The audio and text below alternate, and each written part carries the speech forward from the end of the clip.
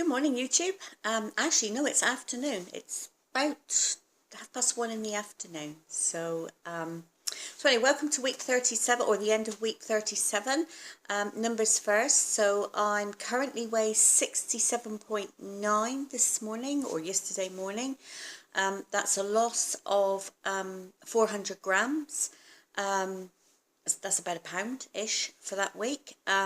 So I've lost 34 kilos all up, which is roughly just under 75 pounds. So I'm getting closer to my goal.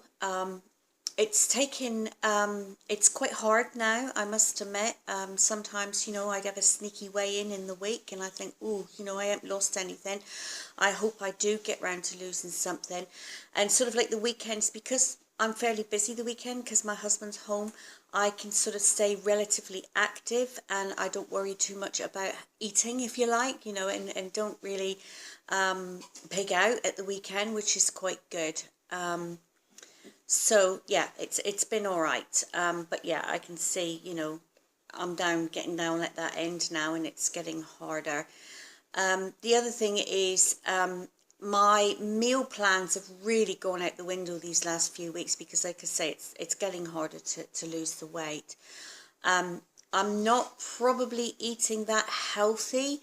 I'm not eating very many vegetables or salads as such. Like I am eating my fats, I am eating my proteins. I'm having, I have the homemade yogurt with zero jelly and chia seeds, etc. I have that every morning, but I probably need to start introducing some more vegetables and green stuff into my diet. And it's out of pure laziness. It's not any particular reason. It is just pure laziness, and I need to get that done. So, I'm sort of, maybe this week I'm going to start making some more sort of salads, so I can have meats and the cheeses and stuff for the protein and fats. So I'll see how I go, see what I weigh next week. As far as this is concerned, I don't know about you guys, but I think it's getting a little bit better, but I'm not too worried about it. I mean, it is what it is. I'm far healthier now than what I was, when I started probably, 9 months ago now? Yeah, about 9 months ago. So, yeah, I feel that I'm getting there. It's starting to become a natural, more normal way of life, if you like. So I'm not thinking about cakes and biscuits and stuff like that, whereas I was in the beginning. It's the only thing is I do miss bread, and there is a brand of bread that you can buy here that's specifically for the ketogenic diet. So it's a really good bread. It's I think it's 0.9 of a carb per slice, which is really, really good when you can get it. It's called Bakeworks, the brand, and it does supply some of the bigger chain supermarkets. And they did put a list up on Facebook the other day of what supermarkets it supplied, and one of them was one of our local supermarkets in town. And my husband phoned them this morning to see if they've got any in, and they said no, it only comes in on a a Monday, Wednesday, Friday, and they only have 2 loaves delivered. I mean, come on, people. It is expensive. It's twice the price of normal bread, normal good quality bread, not the cheap stuff. But, for how often I would have it, I'm thinking like winter's coming, I might want a couple of slices with some soup. I found a really low carb soup that like a dried mix that I can make up, and it's really low carb. And I thought with a couple slices of this bread, perfect for lunch. But I just got to get my hands on some of it. So my husband said, can we order it? And they said no, because we only get 2 loaves in on those days. 2 loaves. Because it's so expensive, they don't want to be left with it. People are buying it. It's flying out of the shops. They need to meet their supply and demand.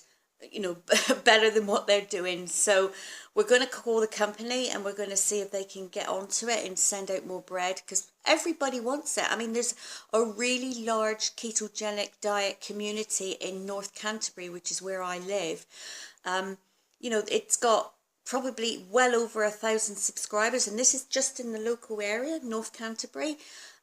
You know, so it's a growing movement, and people and bakeries and cafe, although a couple of our cafes in town are very good, they will do a keto diet. Most cafes you go to, you can have a coffee with cream, you know, the pouring cream, not the whipped stuff, the pouring cream. They will do that for you. So basically it's Americano coffee with pouring cream. The one cafe in town is actually doing the bulletproof coffees if you want them, so that's really good.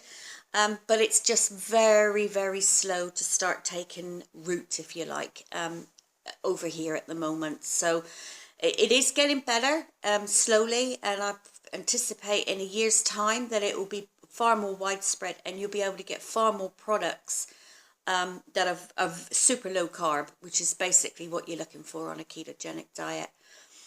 So for now, I'm afraid I've got to stick with, you know, the meats, which is the protein, oily fishes, different cheeses, salads and vegetables, and, you know, bacon. I mean, there's still a lot of choice of meals that you can make with those items.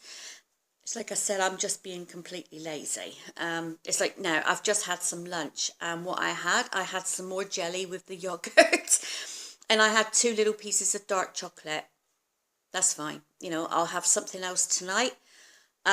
Or I may not. If I'm not hungry, I won't even bother. You know, I'll just have a couple more coffees today. But I am getting a little bit too much with the coffee, so I probably need to cut that down. So if I start introducing more of a salad or something like that in the evening, then I really do have to cut down on the coffees. God, I've got an itchy nose for some reason. I've just been out and cut the grass, so that might be it. So yeah, so other than that, you know, I'm on track. So I'm really hoping, I doubt it now, because I got 2.9 kilos to lose before the holiday. I don't think I'm going to get down to 65 by the holiday, but it doesn't matter. I'm still going to have wiggle room. My clothes are fitting me really well now. The clothes that I've purchased for the holiday, everything fits really well. So if I lose a little bit now, I've got a little bit of wiggle room when I'm on holiday, and that's fine. And then I'll get back, you know, right back into it when I get back.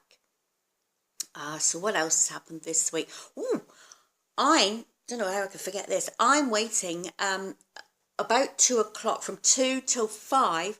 I've got my first Airbnb guest arriving, and I'm really super excited about that. So it's a single lady. I won't give any details because privacy and all that, but it's a single lady. She's coming to stay for 3 nights, and so it's bed and breakfast, so I'll do a breakfast for her.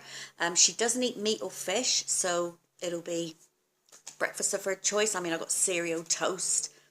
I can do fried egg and a bit of fried stuff if she wants it. Oh, my nose. So I'm super excited about that, and I'm hoping that goes really well, and I hope I make her welcome, and she's happy here. My only worry really is Dexter, my young dog. He gets a little bit excited when we have visitors. He soon calms down. If he doesn't, I just put him outside the door there, and he stays there until he does calm down, and then I let him back in and he's better. So that's my only worry, that he gets a little overexcited, because obviously regular visitors, he knows them and he's fine. But when it's somebody he's not met before, he does get a little bit excited. So I just need to watch that and make sure that he doesn't, because not everybody likes dogs, but I believe this lady does, because I did put in my profile that I've got 3 dogs. So she knows I've got the dogs, and also reading her reviews from where she stayed before, people have said that she's really good with the dog. It's even taken their dogs for walks and stuff. So I'm not too worried. You know, I'm sure she'll be fine and understanding until he gets used to her and settles down. So yeah, so that's super exciting. On the house sale front, we did have somebody come through and look at the house. They had all really nice things to say about the house, which was great. You know, quite positive and all that, but she's looking for grazing.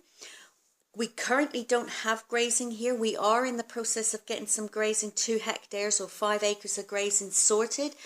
We're about a couple months away from sowing the paddock.